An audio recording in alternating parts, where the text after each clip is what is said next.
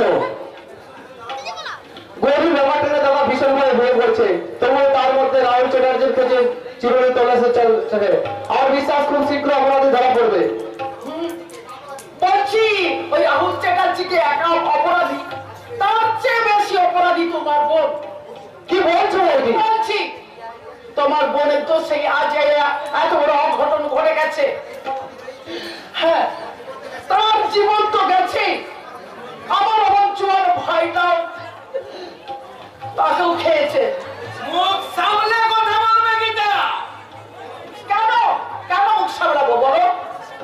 হ্যাঁ, তোমাদের ভাই বোনের কথা বলছি বলে তাই না? তুমি কি জানো না ভাগ্য বিপর্যয় গৌরী আজকে পাষাণ হয়ে গেছে। এখন তোমার উচিত আমাদের কাছে থেকে ওকে সান্ত্বনা দেওয়া, তা না করে তুমি এই সংসারে অশান্তির ঝড় তুলছো। চুপ করো। কেন চুপ করো? অথচ তুমি কিছুদিন আগে বলেছিলে আমি আর গৌরী তোমার সন্তানের মতো, তাহলে আজ কেন গৌরীর ক্ষতবিক্ষত তোমাকে ভুলে ছিঁড়ে দিচ্ছ বৌদি? দেবেই তোরে সাপিনীর কাছ থেকে বিষ ছাড়া কি অমৃত পাওয়া যায় রে ভাই? দাদা হ্যাঁ রে সুমন্ত, হ্যাঁ। এই কিছুদিন আগে যখন আমি তো ওদেরকে ভাই বোনকে বিরুদ্ধে পড়কাতে বলতাম, তখন তোরা আমার সাথে ঝগড়া করতি। এখন তো বুঝতে পারছিস ভাই, এক গাছের ছাল অন্য গাছে লাগে না। না লাগে না, কারণ তোমাদের বোনের চেয়ে আমার ভাইটাও আমার কাছে আপনজন। তাহলে এখানে পড়ে আছো কেন? বাপের বাড়ি চলে যা। কোন মুখে যাবো বলে দাও? কোন মুখে আমি যাবো আমার বাপের বাড়ি? যে মামা যে মামির খেয়ে আমি পড়ে বড় হয়েছি, আজ তোমাদের বোনের জন্য আমার সেই পথটা বন্ধ হয়ে গেছে। গীতা, হ্যাঁ, বাধা দিও না দাদা। কথা দিও না, বৌদিকে বাকি কথাটুকু বলতে দাও দাদা। সইতে সইতে আমার বুকটা ক্ষত বিক্ষত হয়ে পাথর হয়ে গেছে দাদা। তোমাকে কেন তুই নিজেকে পাথর করলি? পাথরের তো কোনো মুখ থাকে না বর্দা। আমি সব অনুভূতির বাইরে চলে যেতে চাই বর্দা। তোকে আমরা কোথাও যেতে দেবো না। ছোটদা, আমরা দুই ভাই তোর প্রাথর মনে প্রাণ প্রতিষ্ঠা করবো। তোর হাসি আর কাকলিতে এই বাড়িটাকে আগের মতো মাতিয়ে তুলবি। ছোটদা, হ্যাঁ রে গৌরী, হ্যাঁ। তোর হারিয়ে যাওয়া কুটির জীবন তুই আরো ফিরে পাবি। কোনো ভালো ফ্যামিলির ভালো ছেলে দেখে তোর আবার আমরা বিয়ে দেবো। ওর বিয়ে দেওয়া চলবে না, কারণ ওকে আমাদের খেতে পারছি না, তাই না? গীতা, হ্যাঁ, আমি ভাটপাড়ার পণ্ডিত বাড়ির মেয়ে, আর তোমরা না জানলেও আমি কিন্তু জেনেছি। গায়ে হলুদের পর যার পর এই মারা যায়, তার কখনো বিয়ে দেওয়া চলবে না, কারণ সে কুমারীও নয় আর সদবাও নয়, সে হচ্ছে বিধবা। কেন মানবে না বলো? কেন এই মানবে না? সংসারে মঙ্গল নিয়ে তোমাকে ভাবতে হবে না। তাছাড়া সংসার কেন, গোটা পৃথিবী উল্টে গেল আমরা আমাদের বোনের কষ্ট মানবো না। তবে আমার কথা একটু কান খুলে শুনে রাখো। তোমরা যদি এই বিধবা বোনের বিয়ে দাও, তাহলে বলে দিচ্ছি যে তোমার বোনকে আলাদা ঘরে রাখতে হবে। আমার কথাটাও শুনে রাখো গীতা। ওই তোমার সংসারের কথা আমি আগুন ধরে আনবো। কি হয়েছে কালী, কি হয়েছে? গতকাল যে ডাকাত করে আপনি ধৈর্যের লোকাবে রেখে এসেছিলেন, সেটা পুরো হয়ে গেছে। সে কি? কিন্তু কি করে? ওইটাই তো স্যার বলতে পারতাছি না। ঘুম থেকে উঠে দেখি আমি লোকাবের ভিতরে শুয়া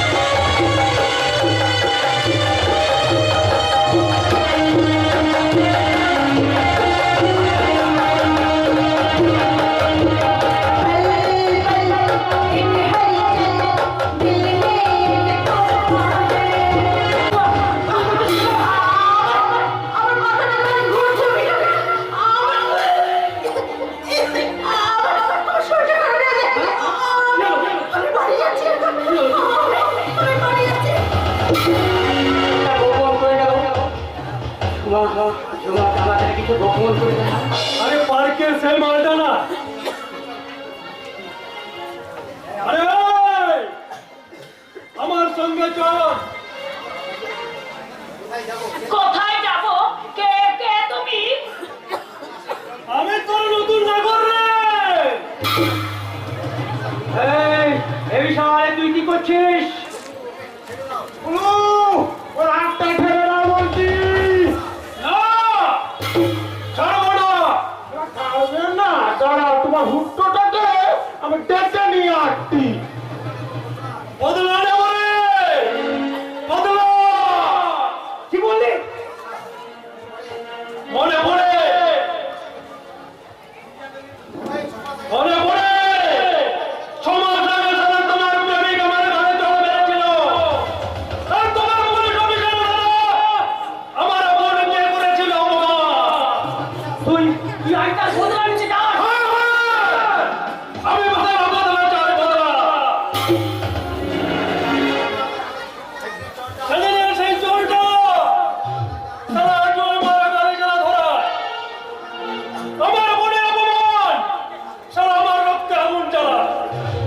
সেই জ্বালার আগে আমি উপশম করবো রে।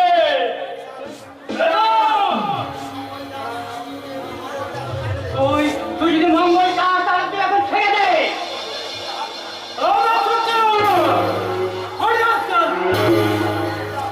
আমাকে ছেড়ে দাও, আমাকে ছেড়ে দাও। আমি অন্ধ। কিন্তু তোর যৌবনটা দম্ভ নয়। তোর যৌবনের মধু আমি কেন নেব রে? তোর যৌবনের সমুদ্র সাঁতার কাটতে কাটতে সমস্ত মধু আমি কেটে পড়ে সাবার করে দেবো রে। না! কেউ নেই। আমার হাত থেকে বাঁচাতে তোকে কেউ পারবে না রে। ছেড়ে দে জানোয়ার, আমি এখনো মরিনি রে।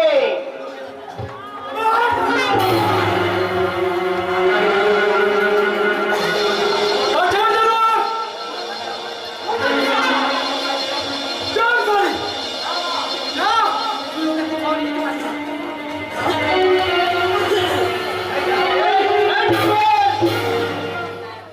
আবার কে তুই? আমি তোর বাপ রহিম।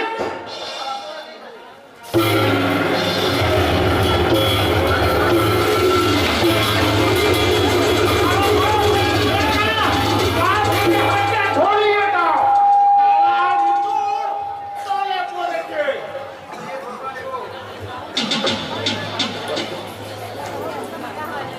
আরে সালা আমি আর বদলা নেব রে। মনে রাখিস, আমি সালা অফিসার বন্ধ।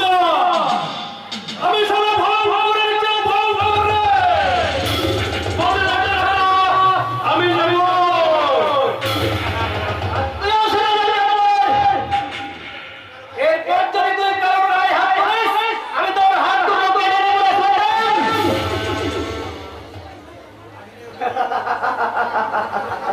জেগেছে, জেগেছে, আমি নিয়োগী জেগেছে। শুরু হয়েছে প্রতিশোধের লাভাস্র। সমস্ত মেয়ে বৌদি কি বল? আর তোদের কোনো ভয় নেই, তোদের কোনো ভয় নেই। তুমি ঠিকই বলেছো বাংলা বাবা। গুরু আমাদের ভক্তির দেবতা। দুই হাতটা কুকুরটা আমার গুরুর গুরু। একটু পায়ের ধর। আমি ধন্য বাবু, ধন্য তোমাকে জানাতে পেরেছি। এরপর তোমাকে শুরু করতে হবে আসল খেলা। ধর্মরাজ্যের স্থাপনের লক্ষ্যে তোমাকে ঝাড়াতে হবে কর্ম কুরুক্ষেত্রের প্রান্তরে। আমি ঝাড়াবো স্যার। মানুষের জীবন যৌবন নিয়ে যারা জুয়া খেলে, সেই সব দুর্নীতি দুর্যোগের বিরুদ্ধে আমি ঝাড়াবো। ধর্মরাজ্য স্থাপনের জন্য আমি ঝাঁপিয়ে পড়বো আমার কর্ম কুরুক্ষেত্রের রণাঙ্গনে। কে কে আপনি? গৌরী না? এই যে এ কি? আমার কণ্ঠস্বরটা খুব চেনা চেনা বলে মনে হচ্ছে। বলুন তো কে আপনি? গৌরী কি তাহলে আমার কণ্ঠস্বর চিনতে পেরেছি? এই আচ্ছা, আলো মনে হয় আমাকে ঠিক বুঝতে পারেনি। আমি এখান থেকে চলে যাই, আমি চলে যাই। কি হলো? আমার কথার কোনো উত্তর দিচ্ছেন না কেন?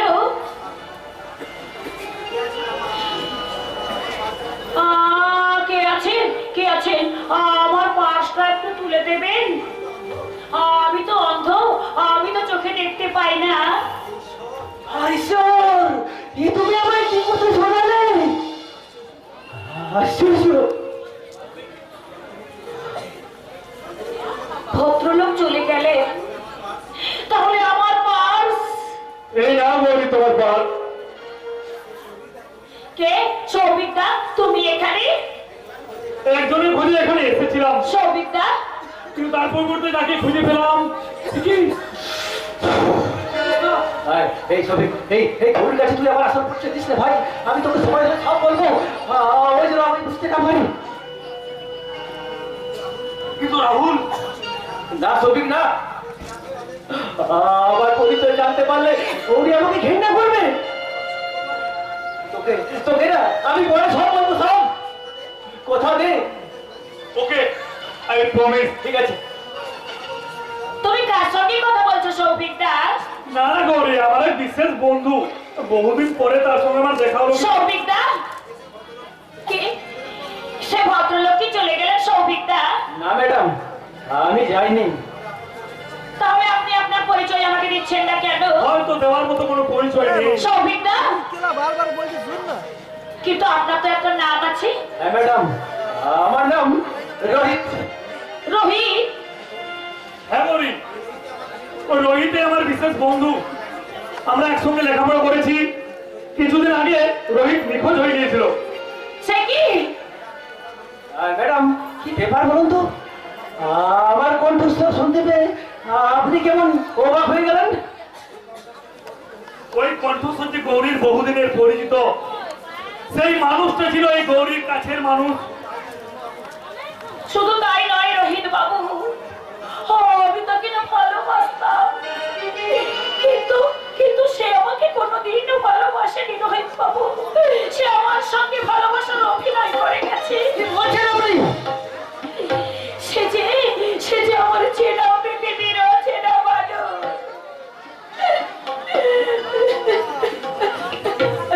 তোমার রেগে চিন্তা নেই গৌরী, মনে রাখো সৌভিকদা, কঠি লোহা তো মোর্চা পড়ে, সৌভিকদা, অর্থনেও পাথর হয়ে যায়, আর সে তো মানুষ। সৌভিকদা, আমার বিশ্বাস তার ভুল একদিন ভাঙবে। ডাক্তার, রাহুল, আমার চেম্বারে এসো, তোমার সঙ্গে কিছু কথা আছে। আচ্ছা ঠিক আছে, জানেন রোহিত বাবু, বলুন বলুন। আপনার জীবনের সঙ্গে আমার জীবনের কি অদ্ভুত মিল। আমি কিন্তু তাকে ভালোবাসতাম। তাই? সেই বেঈমান প্রতারকটা আমার জীবনটাকে অন্ধকারে ঠেলে দিয়েছে। আপনার যদি আপত্তি না থাকে আমি আপনার চোখে আলো জেলে দেবো। তোমার এই ছন্দহীন জীবনটাকে আমি নতুন ছন্দে সাজিয়ে দেবো। আমার অন্ধত্বের সুযোগ নেই। আপনি আপনি কি আমাকে করুণা করতে এসেছেন? না করি না, দেখি করোনা বলছো কেন? আমি চাইছি আপনার ছন্দহীন জীবনটাকে নতুন করে সাজিয়ে দিতে। কি বললেন? হ্যাঁ, আজ থেকে আমি আপনার বন্ধু। বন্ধু?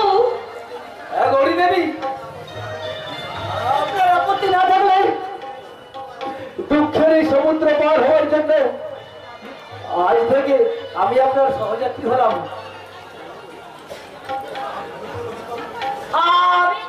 আমি ধন্য রোহিত বাবু, আমি ধন্য। আমার আধারে ঘেরা জীবনে আপনাকে পাশে পেয়ে আমার মনের সাহসিকতা আবার ফিরে এসেছে। আবার নতুন করে আমার বাঁচতে ইচ্ছে করছে রোহিত বাবু, নতুন করে বাঁচতে ইচ্ছে করছে। বাঁচবো, আমাকে নতুন করে বাঁচতে হবে, নতুন করে বাঁচতে হবে।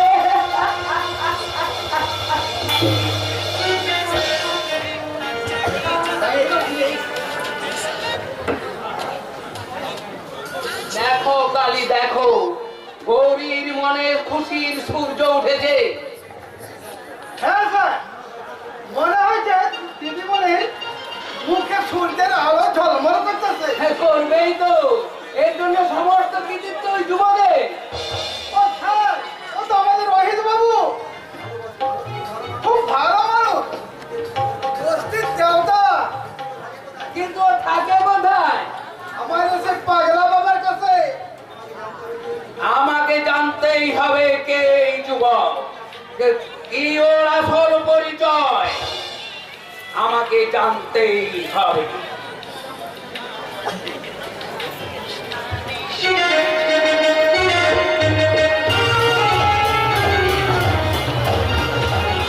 পেয়েছি কুন্তলার মঞ্জুরির আসল চরিত্রের পরিচয় পেয়েছি।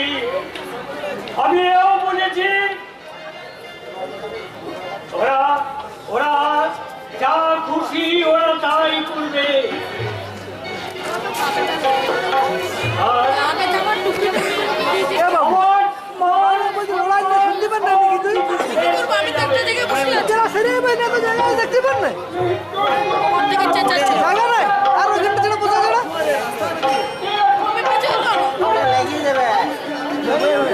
এই জন্যই তো তার প্রতি আমার অভিমান।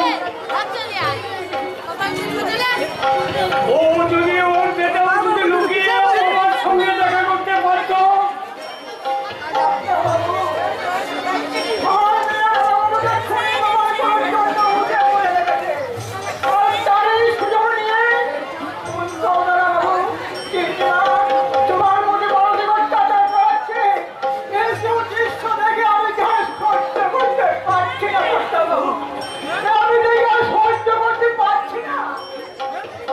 আরে ভজন, এই যে আর্থিক গ্লাস থেকে গ্লাস করার জন্য ওরা যে মুখ ফুটে বসে আছে, এসব আমি কি করে সহ্য করবো বল? এখনো সহ্য করছো না?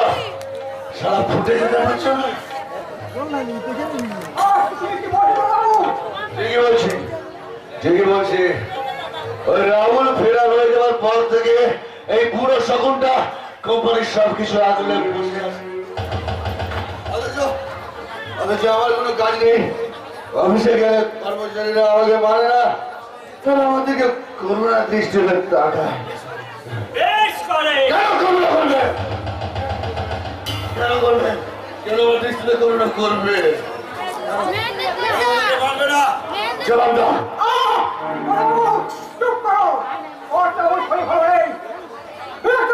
এই পুরো চাকর নেই, পায়ের জুতো হয়ে মাথায় উঠতে চাইবে না।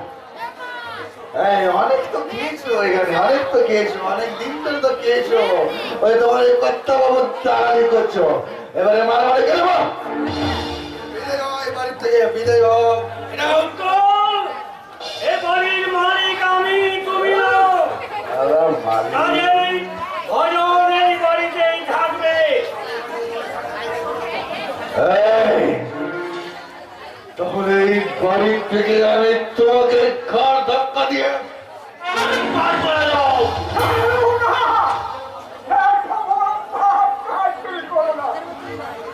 আমি এই বাড়িতে চলে যাচ্ছি, কিন্তু যাওয়ার আগে তোমার কাছে আমি হাত জোড় করে অনুরোধ করছি, তুমি আমায় কষ্ট আমাকে শান্তিতে থাকতে দাও। ভজন বৎসা বাবু, আমার নাম ভাগাও, এই তিরিশ বছর ধরে তোমার কষ্টটা আমি সারা বুকে করো।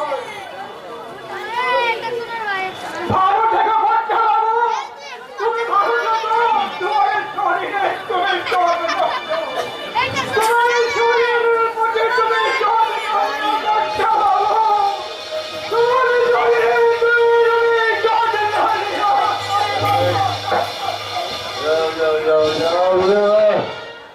এই পুরো শকুন, কাল থেকে আমি ওই রাহুলের চেয়ারে গিয়ে বসবো। হ্যাঁ, চেয়ারে গিয়ে বসবো। কি করে বসবি? ওই চেয়ারে মানুষকে মারায়, কোনো বর্বর জন্তুকে নয়। এই, কি বলছো?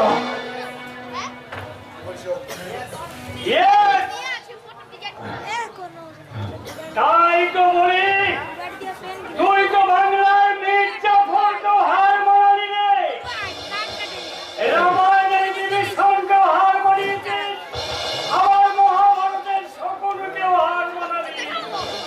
তাই তো বলি রাজ ঘোষের মানুষের মতো দেখতে হলো, তুই এখনো মানুষ হতে পারিসনি, তুই বর্বর জন্তু হয়ে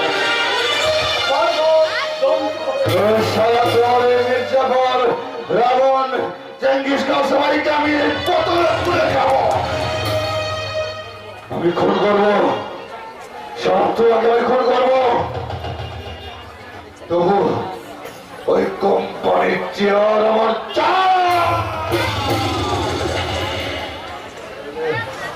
তার আগে আমার গৌরীকে চাই, গৌরীকে, গৌরী অন্ধ, কিন্তু তার শরীরটা এখনো টসটসে আছে, টসটসে। ওই টসটসে যৌবনের পাশে মারা গৌরীকে আমি পাবো।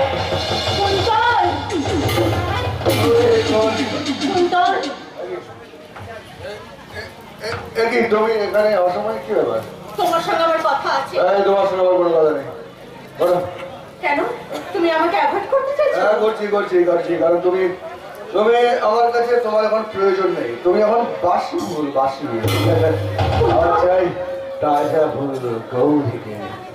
তুমি আমাকে ভালোবাসো না? ওই জমা ভালোবাসা ছিল না, ওটা ছিল ভালোবাসার ন্যাকামি, ভালোবাসা। কি বললে তুমি?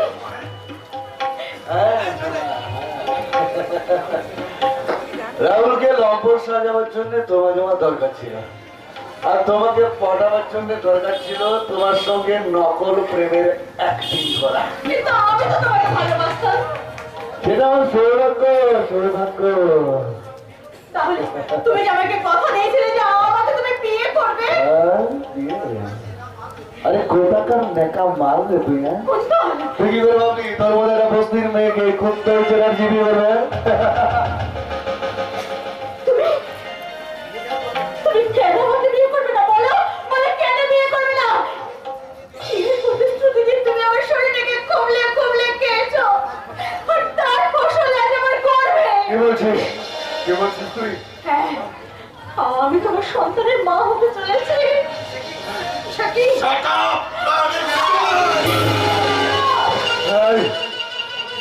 শোন শালী, এই কথাটা তুই যদি দ্বিতীয়বার উচ্চারণ করিস তাহলে লাথি মেরে তোরে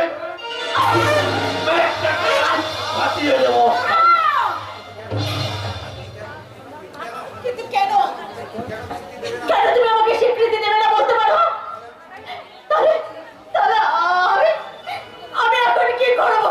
এই শালী, তুই গরিকালে গিয়ে তোর বাচ্চার বাপের সন্ধান করবি। না, খবরদার, খবরদার মানুষ, ওই কথাটা উচ্চারণ করলে আমি তোর গলাটাকে টিপে মেরে দেবো। জননী, তুমি এখানে কেন? কি ব্যাপার? বেশ করেছিস। জবাব দে, জবাব দে, তোর ছোঁয়ার জীবনটাকে তুই কেন নষ্ট করেছিস? কেন অস্বীকার করতে চাইছিস তোদের আমি সন্তানকে? কোনো জবাব দেবো না, দেবো না। তোর বাবা আমি মেনে নেব না, ওকে তোকে বিয়ে করতেই হবে। ওই মেয়েটার হয়ে তুই বেশি দালালি করবে না, বুঝলি? একদম দালালি করবে না। তোমার তো দরদ কিসে? হ্যাঁ তুই বুঝবি না, হ্যাঁ সেটা আমি বুঝি। হ্যাঁ। অবৈধ সন্তান গর্ভে ধরলে কি হয়? কি বলে? অবৈধ মানে কি বলে? আমি তো ছোঁয়ার না, হ্যাঁ। আমি তো বুঝেছি তোর কত খালি অসহায়। মা, আমাকে বাঁচান, আপনি আমাকে বাঁচান। এই এই হারামজাদা।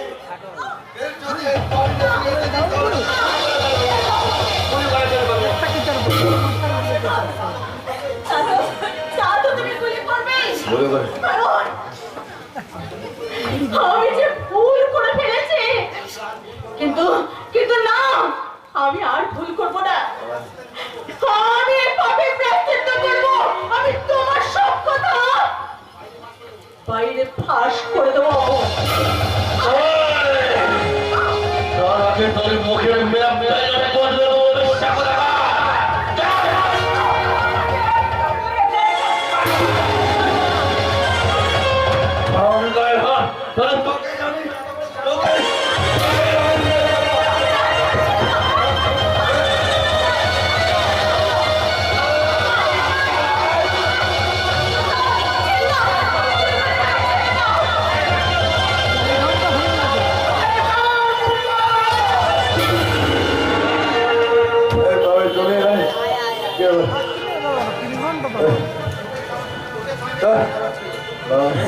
আমি নিজেকে কেন উচিত তোর এত সাহস তুই নিজের মায়ের গায়ে হাত তুলে ওর কোনো দোষ নেই রে আমিও, ওর কোনো দোষ নেই। দোষ আমার ভাগ্যেতে আমিও, দোষ আমার ভাগ্যেতে। মাসিমা, এর পর্যন্ত তুই তোর মাকে অসম্মান করলি অথচ নিজের ছেলে না হয়েও রাহুল তাকে দেবী জ্ঞানে পুজো করে রাহুলের সঙ্গে এটাই তো তফাৎ। এইভাবে রাহুলের ওই শালা বেশি দালালি করবে না বুঝলি ওটা করতে পারলে না আমার জীবনটা হয়তো সার্থক হতো তা না করে আমি তোর দালালি করেছি তোর বাক্য বিশ্বাস করে আমি অনেক স্বপ্ন দেখেছি আর সেই স্বপ্ন পূরণ হওয়ার আশায় আমি রাহুল আর জামাইবাবুর বিরাট ভাজন হয়েছি সালা কি করে যায় এই মা রাগ হচ্ছে তো?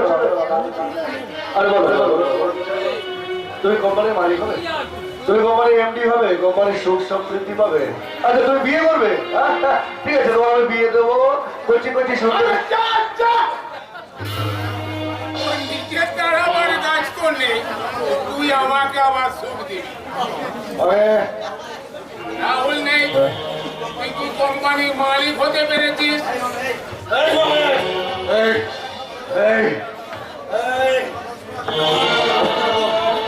আমার কথা শুনে রাখো, ওই খুনের দায় রাহুল চ্যাটার্জিকে আমি বাড়ি ছাড়া করেছি। সে আর পৃথিবীতে কোনোদিন এই বাড়িতে সে কোনোদিন ফিরবে না। আর তোমার ওই জামাইবাবু সারা রণবীর চ্যাটার্জিও বেশি দিন বাঁচতে পারবে না। ও সারাকে আমি সুপারি কিনা লাগিয়ে পৃথিবী থেকে খরচ করে দেবো, খরচ। তারপর ওই পায়ের উপরে পা তুলে বসে আয়েশ করবো, আয়েশ।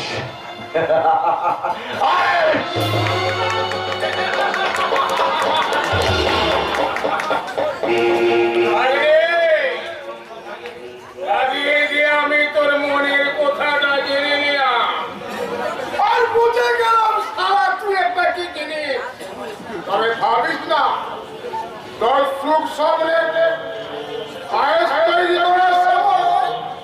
আমি কিছু কাজু আর চিজ মিষ্টি ঢেলে দেবো